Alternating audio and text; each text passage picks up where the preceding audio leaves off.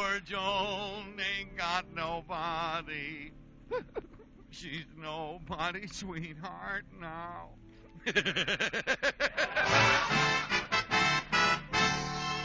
Featuring the romantic singing of Andy Russell. Amor, amor, amor. With a great comedy cast including Verna Felton, Shirley Mitchell, the music of Paul Weston and his orchestra, and yours, Swan, sincerely, Harry Bonzell. And here's the star of our show, America's queen of comedy, Joan Davis. Oh, no, Joan, wait a minute.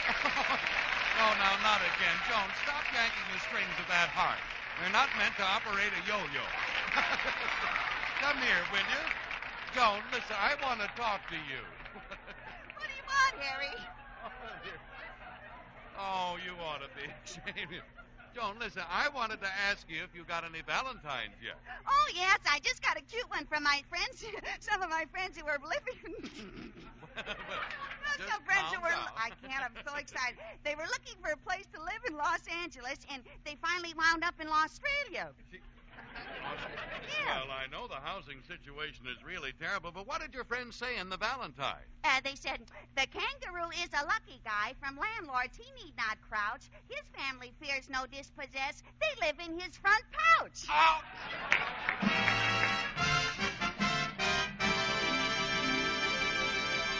Swanville, USA, February 11th. Today, the citizens of Swanville, just like the citizens all over the nation, prepare to observe the birthday of that great American, Abraham Lincoln. Lincoln, that homey, simple man of the backwoods country. But nowhere in the country will you find a citizen more homely, more simple, and more backwards than in... Johnny's Tea Room. Joan Davis speaking. Oh, hello, Mrs. Steeple. Gee, it was nice of you to call me all the way from Philadelphia to wish me a happy birthday. Do you remember when I was born in the little house on 3rd Street? I was the 3rd child. Then we moved to 6th Street, and there were 6 children in the family. Then we moved to 9th Street, and there were 9 kids. Then the stork committed suicide. Why? Because Pop bought a house on 358th Street. Say, Miss Davis. What is it, Andy? Well, tonight after we close up and all the customers are gone, would you object if I held a party in the tea room? No, I wouldn't object, Andy, as long as the party is me. Any questions? You don't understand, Miss Davis. I mean, I want to throw a party. Throw a party? You mean you want to wrestle? No. What Andy's trying to say is that we'd like to use the tea room to hold a birthday party. A birthday party? Sure. Oh, gee, Harry, and I thought you didn't remember. Well, why shouldn't we remember? Barbara Weatherby reminded us. Barbara Weatherby reminded you that today is my birthday? Huh? What a pal. Oh, no, she reminded us that today is her birthday. Her birthday? What a pill. So you remember Barbara Weatherby's birthday, but you forget mine. But go ahead and have your old party here. I'll keep out of your way. Well, where are you going, Joan? I'm going in the kitchen and hem-stitch a few old tea bags. You can come on in, Barbara. Miss Davis just went into the kitchen. Does she suspect anything? No, sir. She hasn't the slightest idea that we're cooking up a surprise party for her. She thinks the birthday party is for you. Oh, I'll bet she's furious. Oh, I can't wait to tease her about Wait a minute. Here she comes. See, did anybody see my needle? Oh, hello, Babs. Hello, Miss Davis. Well, aren't you going to wish me happy birthday? Sure, happy birthday, Babs. You know, it's my birthday, too, today. Your birthday? Really, Miss Davis? I'm surprised that one would be willing to discuss one's birthday when one has had as many as you. Careful, Babs. One is not too old to beat one's stuffings out of one. Well, really, Miss Davis, you should spend less time on your physical development and more on your mental. But all you ever do is fritter away your time. Do what with my wit? Fritter. Don't you know what fritter is? Yeah, when two freighters get married, they have a little fritter. Oh, Andy, that reminds me, you haven't given me my birthday kiss yet. Oh, that's right, Barbara. Here's a kiss for your birthday. Andy, it's my birthday. And, Barbara, here's a kiss for your last birthday. Andy, it's my birthday. And, Barbara, here's a kiss for your next birthday. Andy, it's my birthday. Oh, yes. And, Barbara, here's a kiss for Miss Davis's birthday. Me and my big mouth. I'd get rid of it, but it's such a handy place to keep my teeth. Oh, Joan, look, let's stop this now and get the tea room ready for the party, huh? All right, you get it ready. I'm not going to be here anyway. But, Miss Davis, you've got to be here. Why? Well, gee whiz, if you're not here, it'll spoil the whole party. That's silly. One person doesn't make or break a party. Well, it does, Joan. I was supposed to go to a party once. It was a shower, and because I didn't show up, the whole thing was spoiled. Why? Were you bringing the guest of honor to the shower? No, I was bringing the cake of Swan to the shower. Sure, well... What's the matter? Everything. I don't think a shower is complete without Swan. Swell new white floating soap that's pure as fine Castiles, and the soap that's so mild, too. So mild the doctors recommend Swan for even a baby's tender skin. And if it's good for baby, it's got to be good for your hands and face, your tub or your shower. What a soap that Swan is, why, it's... Please, Mr. Von Zell, we're here to convince Miss Davis to come to the party tonight, not to listen to you declaim. Oh, declaim? Yes. Well, I still make the claim that Swan is a great soap. What are you going to do? Because Swan is so gentle and so hard-working, too. Just watch the way Swan goes into a lather cleaning up a stack of dishes. You really... Did I tell you this before? No. No. You really get suds that stand up and do a job, you know. And you'll declaim, Swan, Swan, Swan, what a soap. Just as I've said... What do you say, Miss Davis? Will you come to Barbara's party tonight? Well, why should I? She hasn't even invited me. Oh, really, Miss Davis? I invited you when I came in. What did you expect? A written invitation? Sure, why not? Well, Miss Davis, since when have you become so hoity-toity? Hoity-toity? Yes. I'll see your hoity and raise you toity.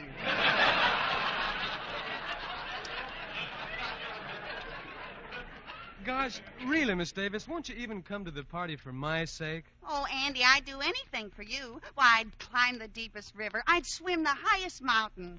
I'd even cross Hollywood and Vine in the pedestrian zone. And that's dangerous, you know. Now, what would you do for me? I'd sing for you with my arms around you. Wow, that's even more dangerous. But go ahead, Andy. Yeah, Andy, sing that swell tune you do in your new picture, Breakfast in Hollywood. If I had a wishing ring, I'd never ask for any worldly thing. My heart and I agree on what a wish should be. One miracle would do, the miracle that you'd love me. You'd be my treasure, way beyond compare. For my heart says your name in every prayer.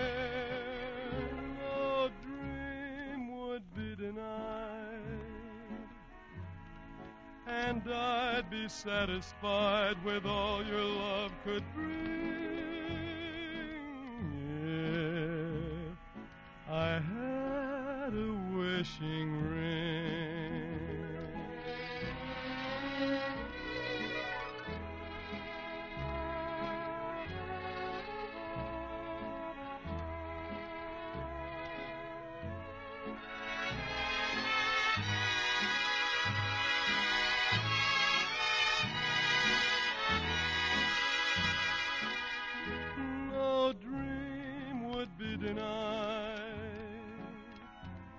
And I'd be satisfied with all your love could bring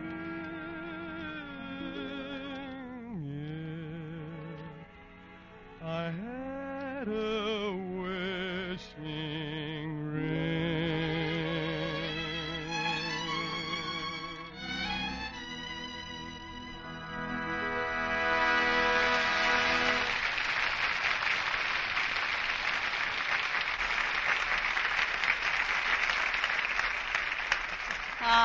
Wishing ring, wishing ring. Gee, how often I wish you'd give me a ring, Andy. A diamond ring? Oh, it doesn't matter. A diamond ring, a gold ring, silver ring, brass ring.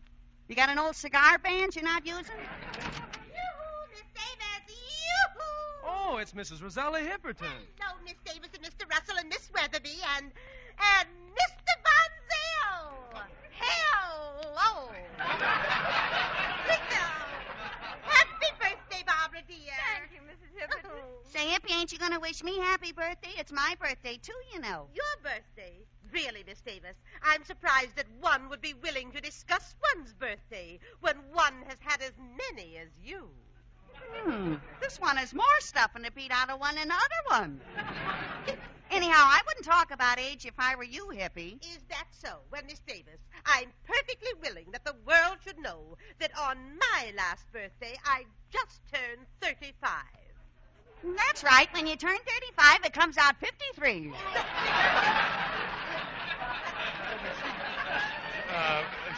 Joan, please. Oh, hey. Huh? Gee, Willigers, I better get in the kitchen and take a look at that birthday cake we're baking for Barbara. Baking a birthday cake for Barbara in my oven? Well, how do you like that? Well, but Joan, Oh, I'll go in and take a look at it for you. I'm a good sport. Sport? Yeah, sport. S-A-P, sport. Oh, boy, is she burned up. Harry, this is wonderful. Yeah. She doesn't even suspect this party is for her. No, she doesn't even know the birthday cake is for her. She's certain it's all for me. Say, Harry, how are we going to get her out of the tea room? Oh, well, don't worry about that, Andy. I fixed it with her brother-in-law, Serena's, to take her out for a walk and bring her back at 10 o'clock. Shh, hold it, everybody. Here she comes now. Yeah. Oh, hey, Joan, how does the cake look? Did it rise? Nope, it fell. Yeah. I can't understand that. I put enough yeast in it. Well, maybe I shouldn't have stuck a straw in it to test it. Well, Joan, that's the right way to test a cake. Stick a straw in it. Even if it's still attached to the broom? Wait, you didn't do it, Joan Davis. You ought to be ashamed of yourself. Well, don't worry, Harry. I'll bake her another one. Well, we'd better get down to Habermeyer's department store and collect those party hats we ordered. Coming, Harry. Coming, Rosella. I'll go, too. And I'll drive you. Well, a fine bunch of friends forgetting my birthday entirely and making such a fuss about Barbara Weatherby's. Hello, Joanie. Oh, hello, Serena. You want to go for a walk? Go for a walk? There's a beautiful moon out. Full? I haven't touched a drop. Well, I'll go with you right after I mix up the batter for this cake for Barbara Weatherby. Serena, you want to help? Okay, Joanie. All right, now you hand me the stuff. Eggs, Eggs, sugar, sugar, vanilla. Vidella. No, not vanilla, vanilla. I said Vidella, didn't I? All right, Vidella diddle you. Come on now. Flour, Flour, yeast, yeast, butter. cream cheese. Yeah, well, that'll have to do, I guess. Oh, come on, Joanie. Let's go for a walk. Hey, wait a minute. Why am I wasting all this good stuff on Barbara Weatherby? I'll bake her a birthday cake she'll never forget. Serena's, hand me that Tabasco sauce. Tabasco. Yeah, now I'll add a few dashes of lighter fluid. Lighter fluid. Right, and next, for that just right flavor, a teaspoonful of DDT. Ding, ding, tea. Now, let's see. What'll I make the icing of? Oh, I got it. What? Drano. There. Now we'll put it into the oven. Okay, Serenas, I'm ready to go for that walk. Walk? We better run now.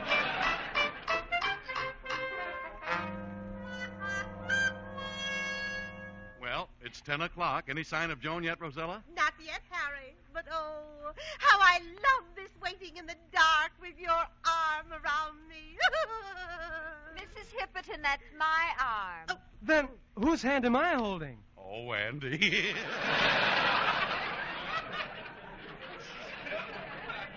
Quiet. Quiet, everybody. Here comes Miss Davis and Serena. Gee, Joanie, it's dark in here. Well, how do you like that? The party's over. They didn't even wait for me. Happy Happy birthday to you.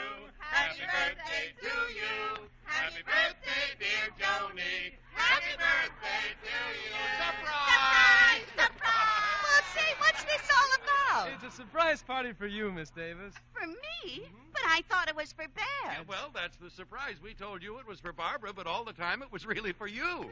Gee, what a surprise. Well, what are we waiting for? Miss Weatherby, get the birthday cake out of the oven. Uh-oh.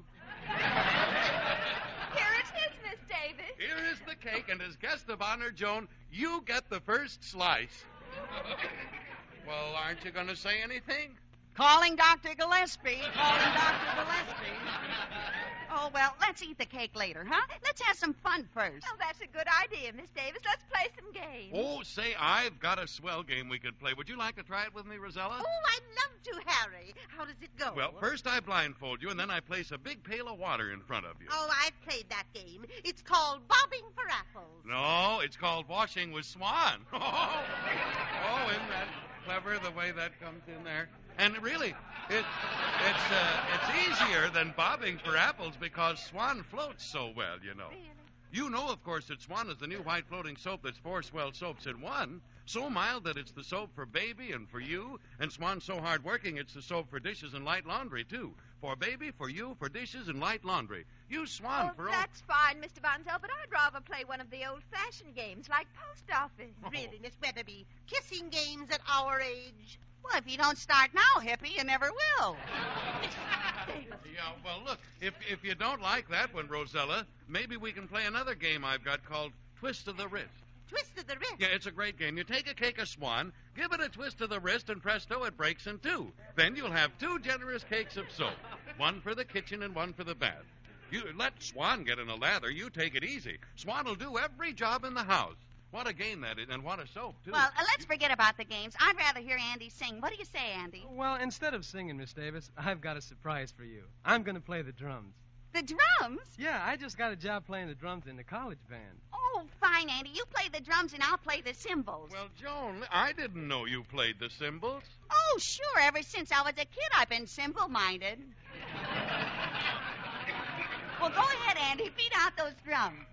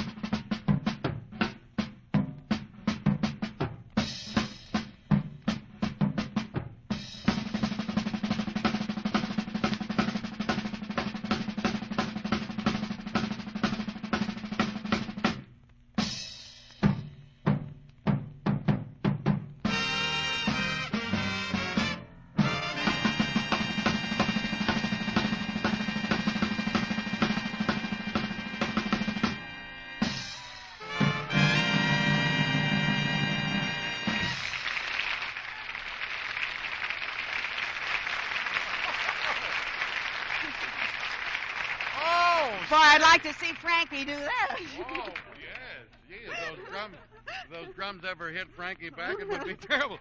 Well, what a surprise that was, though, huh? Andy Russell can really make those drums talk. Weren't you surprised, Joan? Yeah, gee, this is a wonderful surprise party you're giving me. I wonder what's going to happen next.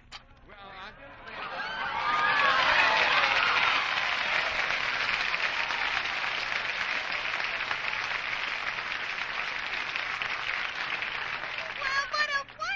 Surprise. Look who's here, Jack Carson. What brings you here, Jack? Well, Joni, I was looking for a pretty girl. Well? I guess I came to the wrong place. Miss Davis, did you say Jack Carson? Hubba, hubba.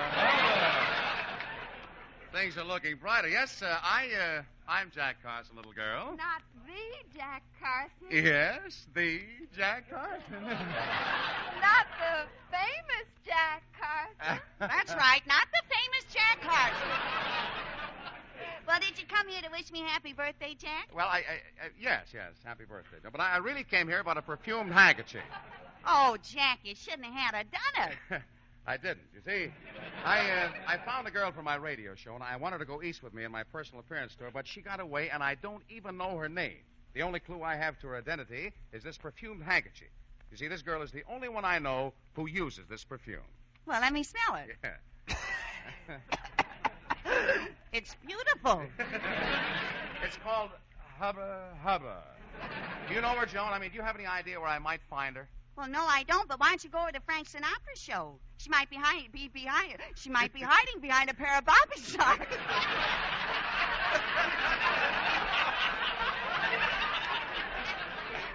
That line was hiding in your script, I know. That's a great idea. I'll run right over that, Joan. Well, before you go, Jack, aren't you going to wish me a really happy birthday? Well, I did wish you a happy birthday. Oh, yes, Jack, but when a fella wishes a beautiful girl happy birthday, he usually kisses her. Thanks for the tip, Joan. I'll remember that. I got to find that girl with a Hubba Hubba perfume. So long. So long, Jack.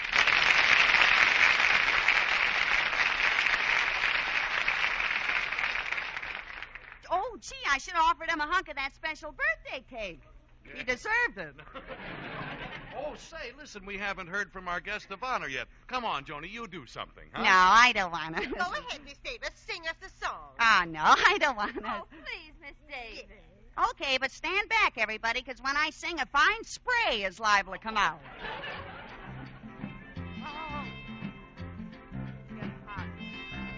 Here's my story, Calypso style, how I found love on a tropical isle. I was taught it by a cannibal king. Bing, he gave his secret all to me. He told me to use it exclusively. He crowned me queen, that's why I proudly sing. Now I've a talent simply great. You don't believe me, I'll demonstrate. Did you ever hear me go, Igga-daggo, igga, igga-daggo? Some girls spoon to a popular tune. That's not for me when I'm under the moon. I just look in his eyes and go, Igga-daggo, igga, igga-daggo. You say it's awfully hard for you. I tell you what I'm a-gonna do. For the price of 2, I'll teach you 3. You get 1 for free. The marriage knot is being tied. The preacher says, do you take her for your bride? And the groom, let's go with Igga-dag I do, Igga, Igga-dag I do.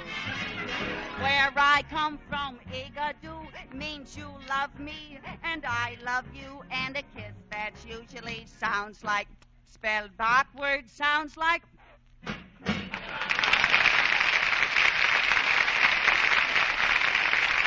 Joni will be back in just a moment, folks. In the meanwhile, I'll try to answer a question that's really getting around these days. Where's all the soap? Well, there just isn't enough soap to go around, and here's why it's so scarce. Soap cannot be made unless all of you save and turn in every drop of used kitchen fat. And although red points are a thing of the past, you will continue to get 4 cents in cash for every single pound of used kitchen fat you turn in. You see, used kitchen fat contains materials to make soap. And without that used fat, soap shortages cannot be prevented. So the next time you have trouble finding soap, keep in mind, when there's fat, there's soap. Yes, sir, that used fat will come back to you not only in soap, but in fabrics, nylon, and hundreds of other long-awaited items. So please keep on saving every drop, won't you? And now here's Joni again. Say, what's happening in Swanville next week, Joan? I don't know. Yes, you do. It's right here on page 20. Oh, yeah, well, I just got information that there's $300 missing from the cash register in the tea room. And next week I'm going to find out who took it. Well, have you any idea who took it? No, but I suspect everybody. Even me, Miss Davis. Particularly you, hippie. I heard a rumor that you're a kleptomaniac. That Miss Davis has absolutely no foundation. That's just what my dressmaker says. That Miss Davis has absolutely no foundation. Well, good night, Adrian. Good night, everybody. Stay tuned in, and in 5 minutes you'll hear the Lux Radio Theater. This is CBS, the Columbia Broadcasting System.